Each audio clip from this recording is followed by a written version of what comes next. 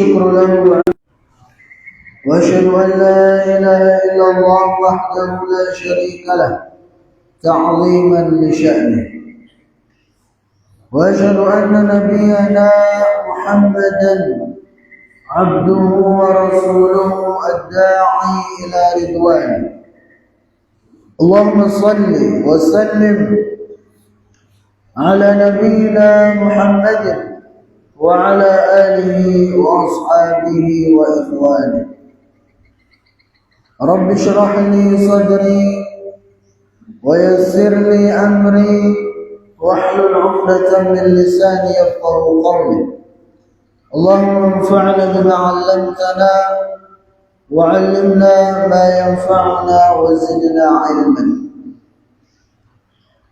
Para jemaah yang Allah muliakan, puji dan syukur senantiasa kita panjatkan kepada Allah Subhanahu wa taala atas segala limpahan nikmat dan karunia yang telah Allah Subhanahu wa taala berikan kepada kita semua.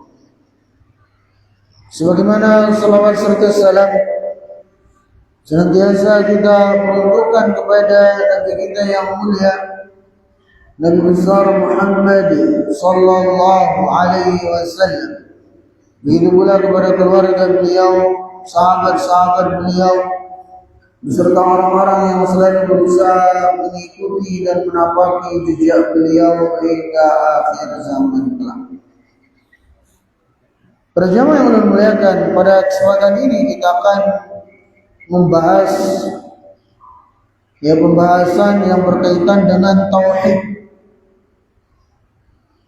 Yang kitab ini dulu kita sudah bahas yang bagian pertamanya, dan terakhir juga yang kita bahas dulu ketika membahas tentang tauhid dari kitab ini adalah tentang istihqaqullahi lil ibadati wahdahu la syarikalah.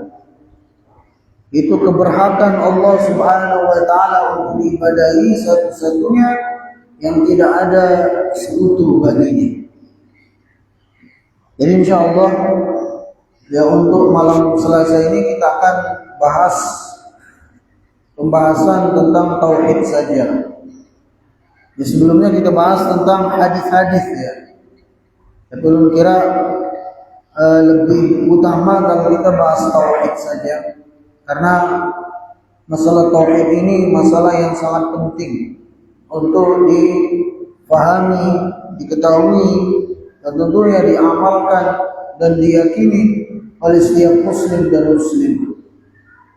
Masalah akidah ini adalah masalah yang paling prinsip untuk dipahami oleh setiap muslim.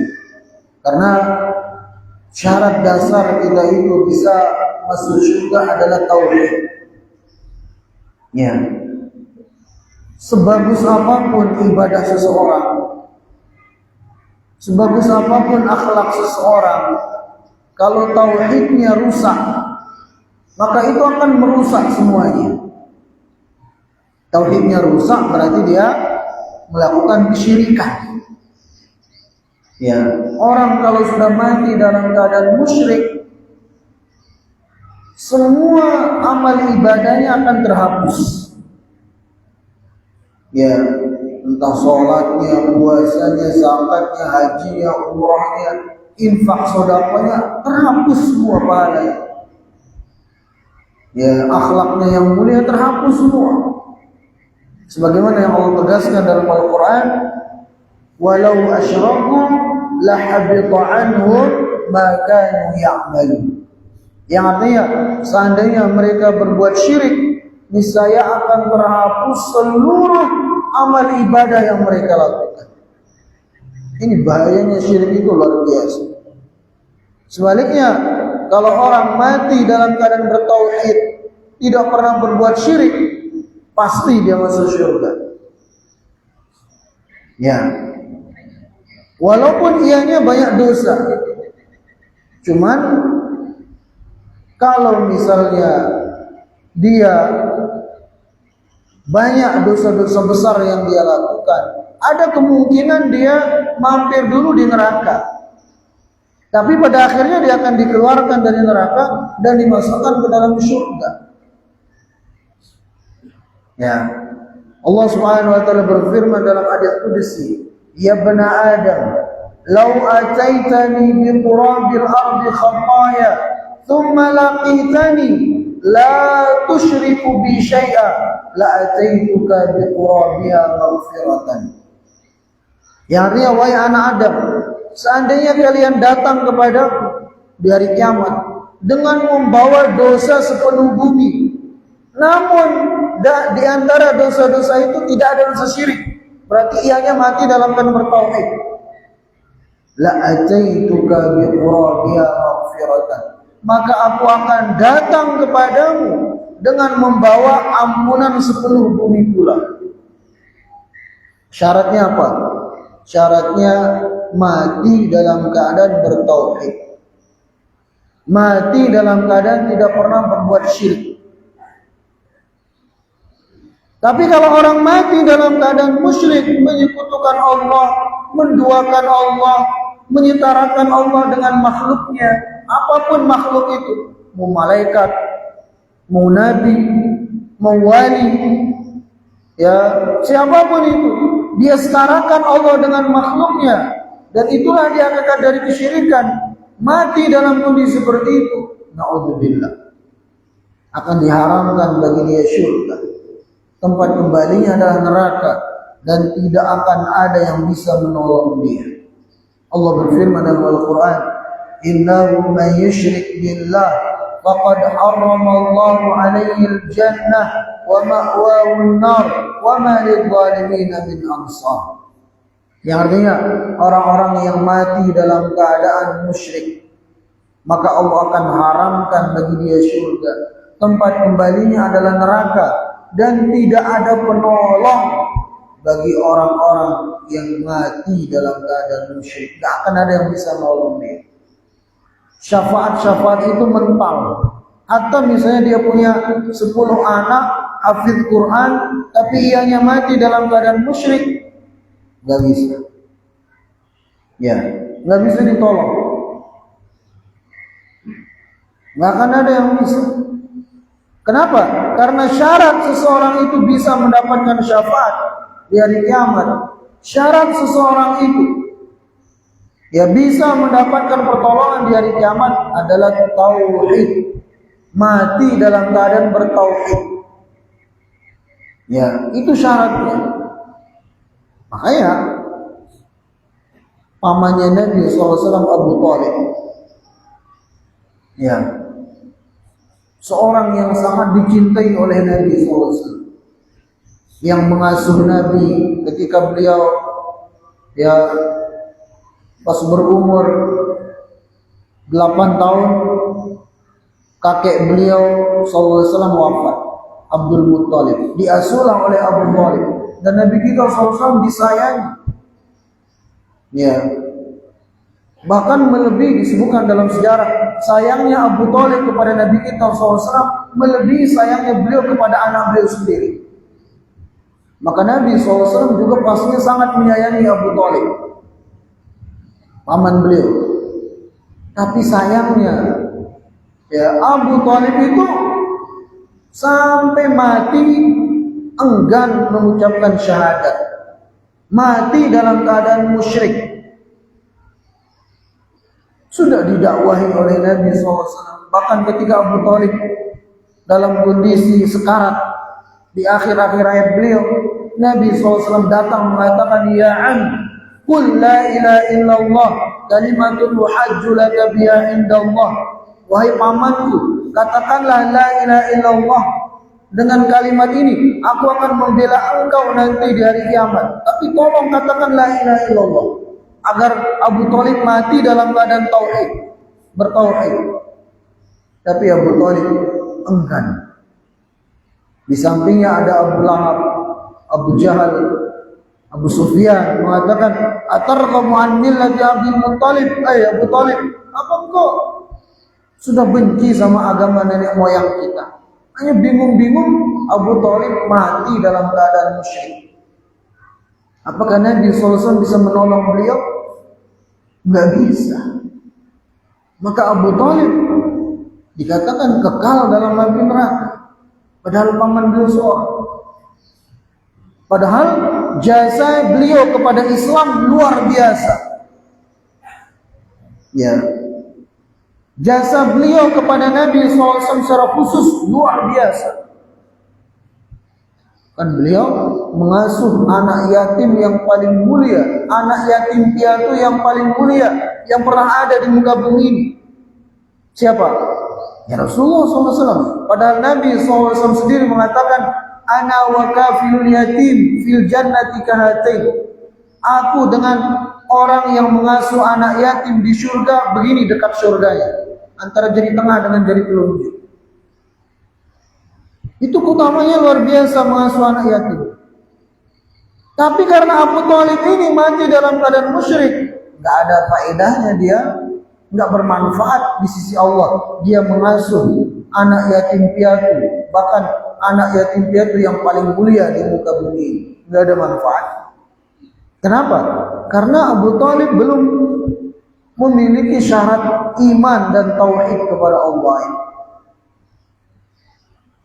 Pembelaan beliau terhadap dakwah Nabi luar biasa Abu Thalib itu. Kalau ada yang ganggu Nabi kita SAW, beliau pertama pasang badan membela Rasulullah SAW.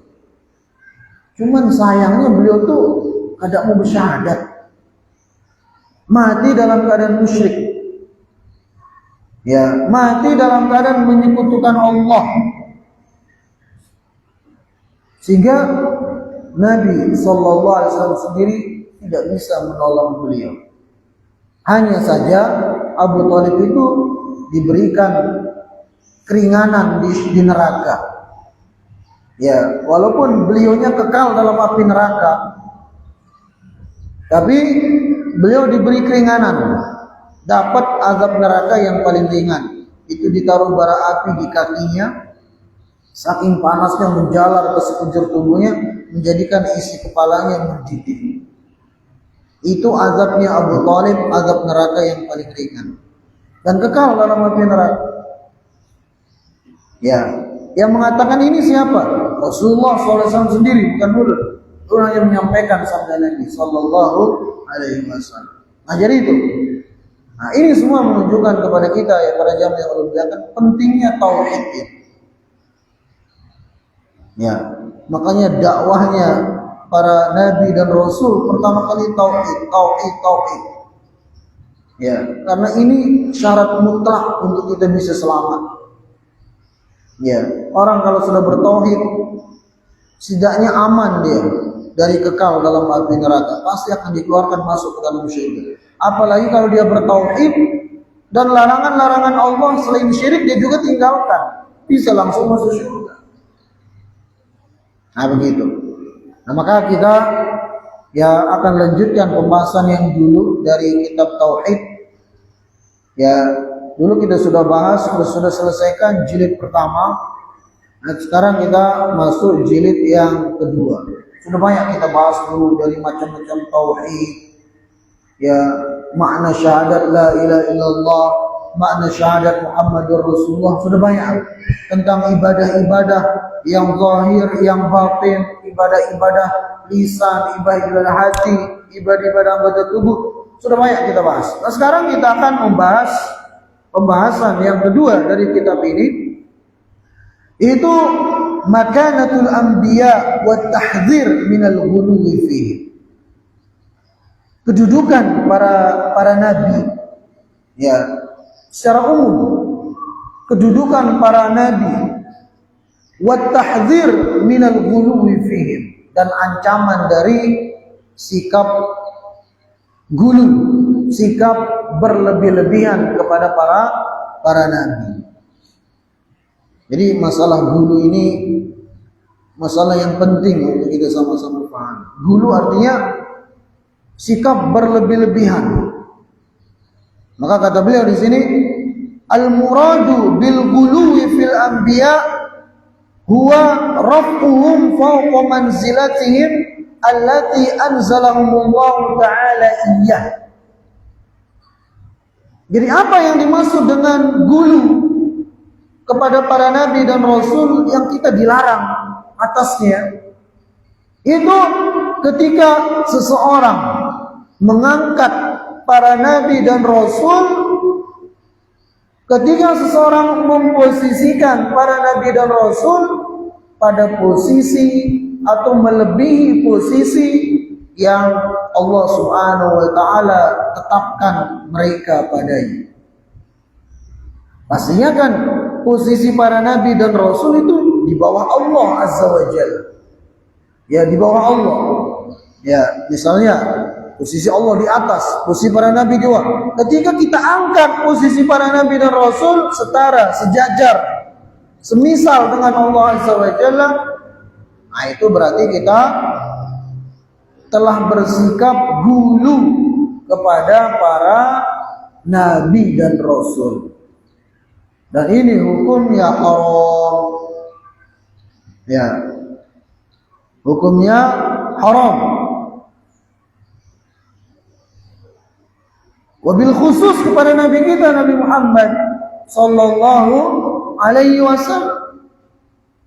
Beliau sangat-sangat tidak senang ada orang-orang yang memposisikan beliau melebihi dari yang seharusnya. Contoh misalnya, pernah di sisi Nabi SAW ada seorang yang menyenandungkan syair. Dia mengatakan, wa fina Rasulullah ya'lamu ma fi ghadin, kata dia. Di sisi kita ada utusan Allah yang dia mengetahui kejadian di esok hari. Apakah Nabi SAW senang dipuji seperti itu? Dikatakan beliau mengetahui kejadian di esok hari? Nabi SAW tidak senang. Bahkan beliau mengatakan, amma hadza fala taqulun fa innahu la ya'lamu ma fi ghadin illallah. Adapun ucapan-ucapan seperti ini jangan kalian ucapkan, karena sesungguhnya tidak ada yang mengetahui kejadian di esok hari kecuali hanya Allah. Karena memang Nabi kita sendiri nggak tahu perkara gaib kecuali yang dikabarkan kepada beliau. Maka beliau nggak senang dikatakan mengetahui perkara gaib. Qul la ya'lamu man fis samawati wal ardil ghaiba illa Allah. Katakanlah, tidak ada yang mengetahui perkara gaib di langit ataupun di bumi kecuali Allah. Dalam Al-Quran ditegaskan seperti itu. Nah, ini contoh sikap gulu kepada para nabi. Ketika kita misalnya meyakini ada nabi mengetahui perkara gaib, itu berarti kita menyetarakan sang nabi tersebut dengan Allah. Ini gulu namanya. Ya, atau misalnya meyakini ya ada seorang nabi atau seorang wali, dia punya andil dalam mengatur alam semesta ini. Itu termasuk gulu. Kenapa? Karena berarti dia telah menyetarakan sang nabi itu atau sang wali itu dengan Allah. Karena yang mengatur alam semesta hanyalah Allah. Kalau ada yang mengatakan, oh ada wali kutub, dia mengatur ini, ya dia punya andil dalam mengatur alam semesta ini bagiannya ini, wali ini bagiannya ini. Itu menjadikan sekutu bagi Allah dalam rububiyah. Itu namanya gulu kepada wali-wali tersebut. Enggak boleh. Ya. Dan ini bisa menjerumuskan pada kesyirikan. Nasallallahu alaihi wal afiyah. Kadang sebagian ya mengatakan hal-hal yang berlebih-lebihan. Bahkan ada dari seorang ya tersebar itu di media sosial, dia ceramah mengatakan apa? Kalau Allah Subhanahu wa taala ingin menurunkan azab, menurunkan musibah, maka harus di ACC dulu sama wali kutub katanya. La haula wala quwata illa billah. Gimana seperti itu? Itu berarti Allah seolah-olah di bawah wali kutub. Kan harus, ibaratnya kita ingin membuat sebuah proyek, harus minta tanda tangan atasan dulu. Ya, setuju nggak sama proyek ini? Di ACC tanda tangan. Ini berarti kan seolah-olah wali kutub di atas Allah Azza wa Jalla. Oh, ini berbahaya sekali zaman sekarang. Ini bukan menyetarakan Allah lagi, bahkan menjadikan si wali kutub itu di atas Allah. Jadi hati-hati kita. Ya, bahaya zaman-zaman seperti ini. Nah, jadi itu contoh gulu, contoh berlebih-lebihan kepada makhluk. Ya, sehingga menjadikan makhluk itu setara dengan Allah Subhanahu wa taala. Nah, kemudian di sini beliau menyebutkan makanatul anbiya, kedudukan para nabi alaihi wassalatu wassalam. Al-anbiya war rusul alaihi wassalam hum afdalun nas wa sadatul bashar. Jadi para nabi dan rasul, mereka adalah manusia yang paling afdal, dan mereka adalah pemimpin-pemimpin manusia. Fala ahada minal bashari afdalu min anbiya'illahi wa rusulih. Maka tidak ada manusia yang paling mulia dari para nabi dan rasul. Ya. Fahum qad jama'u baina martabatai al-ubudiyyah wan nubuwah. Di mana para nabi dan rasul telah mengumpulkan dua sifat yang mulia. Itu pertama, mereka adalah hamba-hamba Allah yang soleh, yang taat kepada Allah. Pada saat yang sama mereka juga adalah nabi-nabi Allah. Sehingga dengan demikian para nabi dan rasul adalah manusia terbaik di muka bumi ini. Wa qad ikhtarahumullahu ta'ala li hamli risalati ila nas. Dan Allah Subhanahu wa taala telah memilih para nabi dan rasul untuk menyampaikan risalah dari Allah Azza wa Jalla kepada manusia. Ya. Jadi kita wajib meyakini hal ini. Dari seluruh manusia yang ada di muka bumi ini, ya, yang paling mulia adalah para nabi dan rasul. Ya, kalau kita mau buat tingkatan, ya yang paling rendah tentunya orang-orang yang ingkar kepada Allah, orang-orang yang kufur, tidak beriman kepada Allah. Kemudian yang di atasnya lagi orang-orang yang beriman kepada Allah Azza wa Jalla. Ya, kemudian di atasnya lagi siapa? Para nabi dan rasul, atau para nabi dulu. Para nabi. Di atasnya nabi tingkatannya adalah siapa? Para rasul. Jadi semua rasul itu pasti nabi. Tapi tidak semua nabi itu rasul. Kenapa? Karena sebelum menjadi rasul, jadi nabi dulu. Makanya Nabi kita SAW, beliau resmi diangkat menjadi nabi dengan turunnya surah Al-Alaq. Dan beliau resmi diangkat menjadi rasul dengan turunnya surah Al-Muddathir. Makanya jumlah nabi itu ribuan.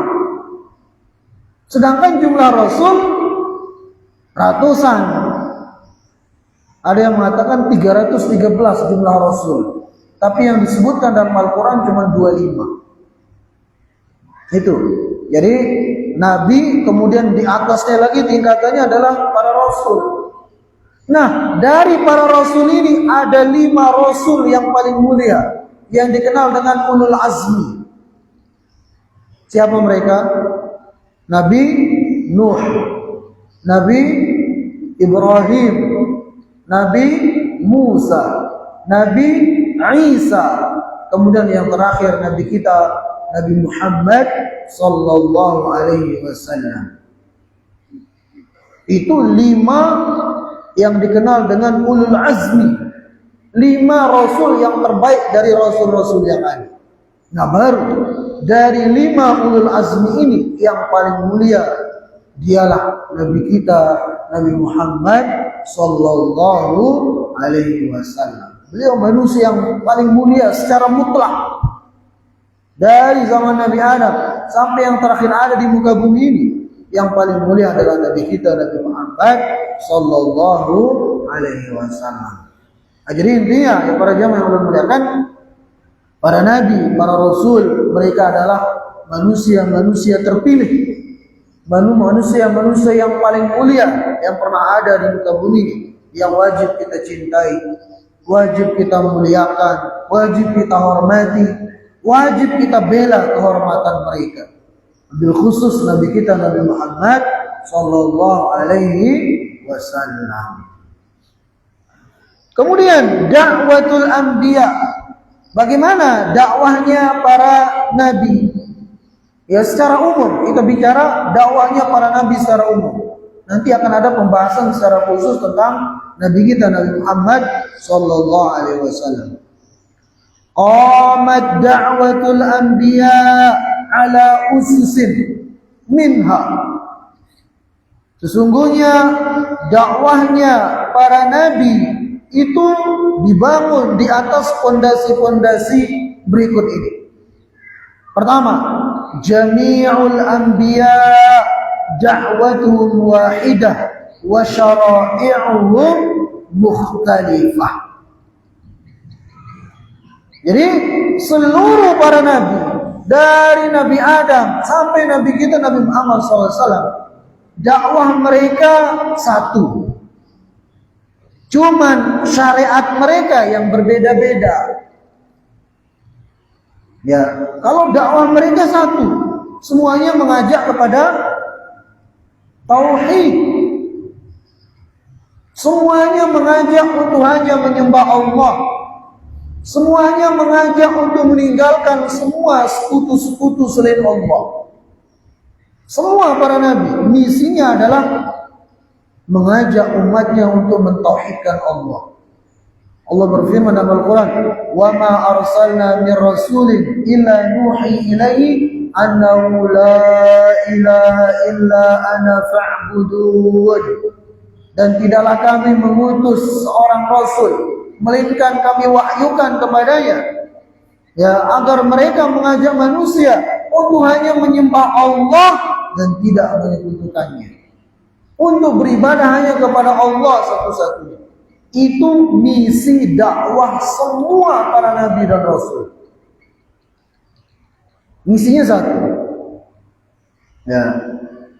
Wa ila Madyana akhahum Syu'aiba qala ya qaumi ibudullaha ma lakum min ilahin ghairuh.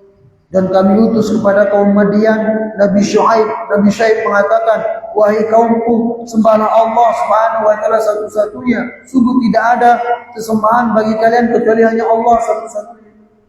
Wa ila Thamud akhahum Salihah qala ya qaumi ibudullaha ma lakum min ilahin ghairuh. Dan kepada kaum Thamud kami utus Nabi Saleh, dan beliau mengatakan kepada kaumnya, wahai kaumku, sembahlah Allah satu-satunya, tidak ada Tuhan yang berhak disembah kecuali Dia. Wa ila 'adin akhahum Huda qala ya qaumi ibudullaha ma lakum min ilahin ghairuh. Dan kepada kaum 'Ad kami utus Nabi Hud, dan Nabi Hud mengatakan, wahai kaumku, sembahlah Allah satu-satunya, karena Dia adalah Tuhan yang berhak disembah satu-satunya. Jadi semua para nabi misi dakwahnya satu, mengajak umatnya untuk mengisahkan Allah, mengajak umatnya untuk mentauhidkan Allah, mengajak umatnya untuk beribadah hanya kepada Allah, dan melarang dari segala bentuk kesyirikan, dari segala bentuk menyekutukan Allah Subhanahu wa taala dengan makhluk-makhluknya. Nah, ini pula yang disabdakan oleh Rasulullah sallallahu alaihi wasallam dalam sebuah hadis. Beliau mengatakan, ana aulan nas bi Isa ibni Maryam fil ula wal akhirah. Saya lebih utama daripada Isa ibn Maryam, baik di dunia begitu pula nanti di akhirat. Qalu kaifa ya Rasulullah? Maka para sahabat mengatakan, bagaimana itu ya Rasulullah? Qala al-anbiya'u ikhwatun min allatin ummahatuhum syatta wa dinuhum wahidun falaysa bainana nabiyyun. Jadi kata Nabi SAW, al-anbiya ikhwatun, semua para nabi itu bersaudara. Ibaratnya kata Nabi SAW, mereka semua berasal dari satu ayah, tapi dari ibu yang berbeda-beda. Di sini maksud Nabi SAW adalah semua para nabi itu mengajak kepada tauhid, semua mengajak kepada Islam, itu berserah diri hanya kepada Allah. Tapi ibunya beda-beda, maksudnya syariatnya yang berbeda-beda. Ya, mungkin kita dengan umat dahulu, ya syariat puasanya ada perbedaannya, syariat zakatnya ada bedanya. Ya, contoh misalnya kalau umat terdahulu disebutkan dalam Al-Quran, kalau mereka ingin taubat, disuruh mereka bunuh diri. Allah berfirman dalam Al-Quran, faqtulu anfusakum dzalikum khairul lakum inda bari'ikum fataba 'alaikum. Ini syariat umat terdahulu. Ya, dikatakan maka bunuhlah diri kalian, itu lebih baik dari kalian di sisi Tuhan kalian, sehingga Allah Subhanahu wa taala akan mengampuni kalian. Apakah ini berlaku di syariat kita? Enggak. Justru kalau ada orang bunuh diri dengan keyakinan, oh saya ingin taubat, saya bunuh diri, dosa besar Anda.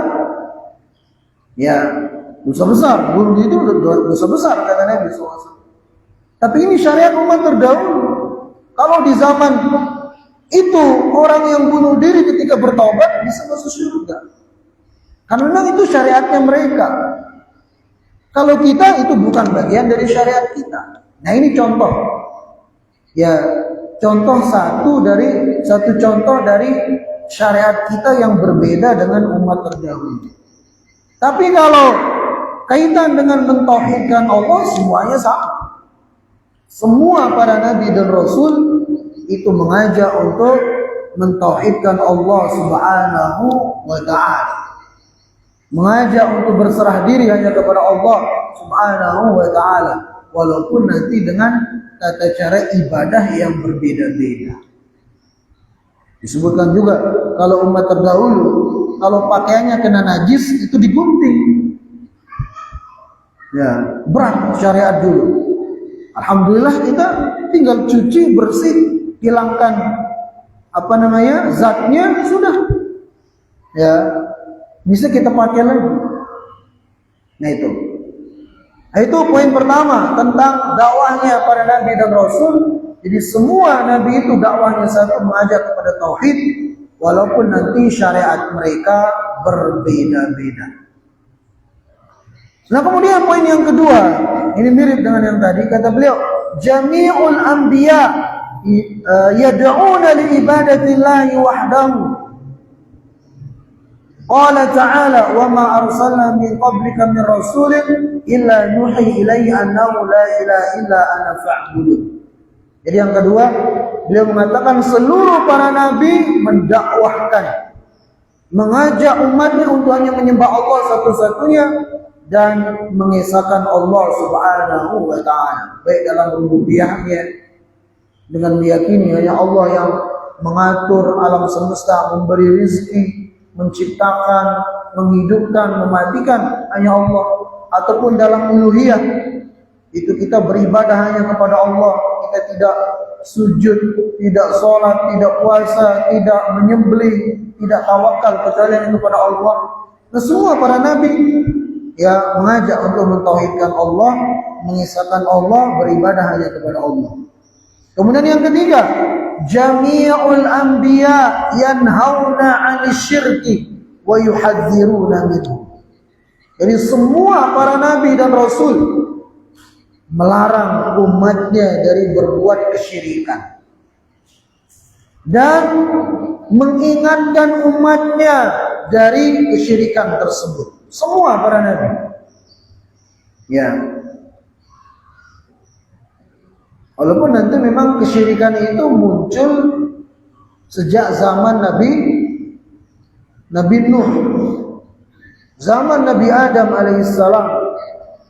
Ya, itu manusia semua belum mengenal namanya syirik. Ya, semua manusia berada di atas tauhid. Hingga kemudian di zaman Nabi Nuh alaihissalam ada orang-orang yang dulu kepada orang-orang soleh. Nah, kembali ke guru tadi.